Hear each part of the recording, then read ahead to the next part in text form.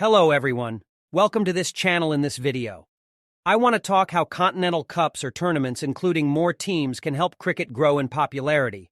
So let's start. Don't forget to subscribe the channel and drop your suggestions in comment box on what topic I should make my next video. Cricket. Many people don't need introduction about this sport. This is the second popular sport in the world, but many people in the world don't know a sport called cricket exists. Invented by the British in 16th century, this sport still finding its way to become a well-known sport across the world. Cricket been a sport of 12 countries, always dominated by 4 to 5 teams, if T20-10 teams. It's mostly popular in South Asia, and well-known and supported sport in England, Australia, New Zealand, Zimbabwe, South Africa, West Indies, and trying to expand its popularity in other parts of the world. But it's been a very slow process of development. It can be achieved if ICC is desperate and dedicated towards cricket. For cricket being popular, there are many problems like time factor, boring matches with small teams. Cricket can be a global sport if at least it's popular in 30 to 40 countries and at least 15 to 20 strong teams. Then what is the solution? Conduct more tri- or quadra series and mostly continental cups for every continent. Then we can see matches between Namibia and South Africa, PNG and Australia, Jersey versus England. If not, how many years it takes for Oman or Hong Kong to tour India? Benefits of tournaments over series.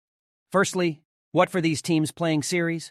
What about the views for Afghanistan versus England match in a series compared to same match included in a World Cup? Watching two teams playing for 1 month is useless compared to a tournament containing intense and high-voltage matches. No one cares about a Netherlands versus Ireland match unless it's in a tournament. Then what should we do to make this happen? Make matches happen between big and small teams regularly. Why do big teams refuse to play against small teams? They consider them weak, and it's easy for them to win against them, so they rest their main players for big series, also avoiding them from injuries. This series also helps them to test their youngsters, due to lack of star players and one-sided matches.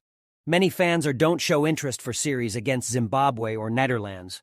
Also, there will be huge expenses for these small teams, like paying bills for touring teams' food, luxurious hotels, practice balls, like 50, 100, and cameras, 15, 20. These small teams don't get much salary, but when they play tournaments and World Cups, they will get handful money. It will be a challenge for teams as there will be no home venue for them and difficult to play against teams with different gameplay or style. Even talented players from associate teams get exposure.